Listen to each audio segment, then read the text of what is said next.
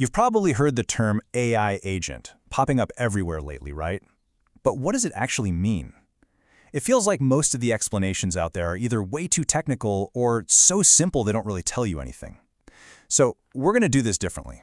We're going to break it all down with a simple framework that'll help you really understand AI agents, even if you're not a tech person. So let's get right to it. Is AI agent just another hype-filled buzzword, or is this a genuine breakthrough? We're going to answer that question by starting with something you definitely know, ChatGPT, and then we'll level up from there. By the end, you'll see exactly what all the fuss is about. Okay, you ready? Here's how we're going to do this. We're taking a little 1, 2, 3 journey. We'll start at level 1, the ground floor, your basic chatbots. Then we'll climb to level 2, AI workflows. And finally, we'll hit the penthouse, level 3, the AI agent. Let's start at the very beginning. All right. Level 1, the large language model. You probably know it as an LLM. This is the core engine, the brains behind all those chatbots we use every day. You know, like ChatGPT, Gemini, Claude, all of them. The way it works is super simple. It's basically a two-step process. You give it some input, a prompt, and it produces an output, usually text. You ask it to write an email for you, and poof, it writes an email. You tell it to summarize a long article, and it does it. Easy. But what happens when you ask it something it can't possibly know? That all sounds great, but let's try something different. What if I ask ChatGPT, hey, when's my next meeting? Well, it's going to fall flat on its face, right? Because it has no idea what's on my personal calendar. And that right there, that shows us the fundamental limits of a basic LLM. And that brings us to the two big weaknesses of a standard LLM. First, its knowledge is limited. It's stuck in a box with only the data it was trained on, no access to your private info or real-time stuff. And second, it's totally passive. It just sits there and waits for you to tell it what to do. Now remember these two limitations because they're the key to understanding everything that comes next. So, how do we start to break the AI out of that box? Well, that's where level 2 comes in. AI workflows. This is our first real step toward a much smarter, more capable kind of AI. So what's an AI workflow? Just think of it like a recipe. You, the human, are the head chef. You write down every single step in the exact order you want them done. And the AI, well, it's your kitchen assistant. It just follows your instructions perfectly. But you are still calling all the shots. Let's look at a real example to make this concrete. I could build a workflow that does this. Step 1, it accesses some articles I've saved in a Google Sheet. Step 2, it uses a tool like Perplexity AI to summarize them.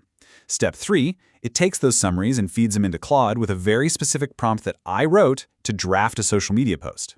And finally, Step 4, it schedules that post to go live every morning at 8 a.m. See that? It's a whole chain of actions, but a human, me, designed the entire path.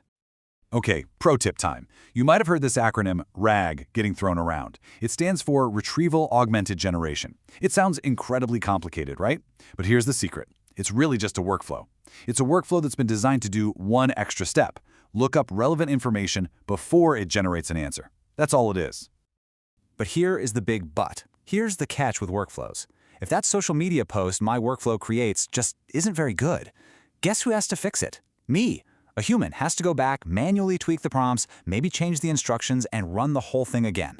The human is still responsible for making it better. And that brings us to the main event, the top of the mountain, level 3, the AI agent. This is where things get really, really interesting. This is where that limitation we just talked about gets completely solved.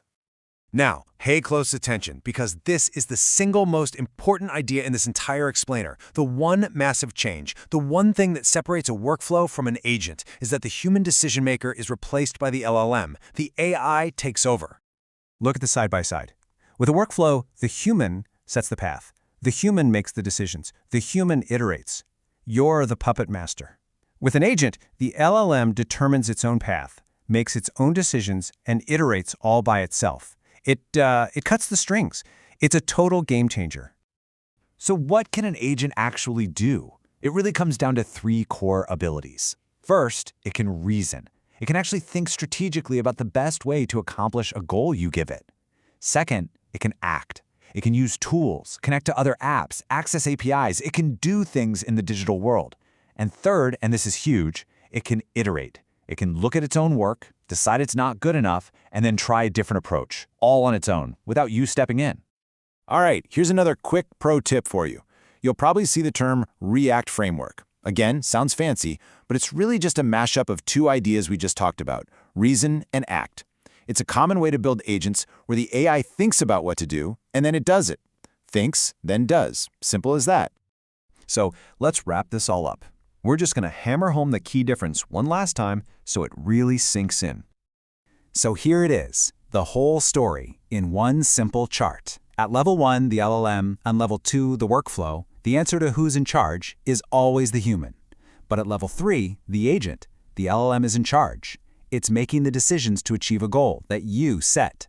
That is the leap. That's the revolution. And that is an AI agent. So there you have it. Now you know the secret. You've seen the progression from simple chatbots to autonomous agents. So the only real question left is, what are you going to do with this power? When these agents become mainstream and easy to use, what's the first thing you're going to automate? What will you build?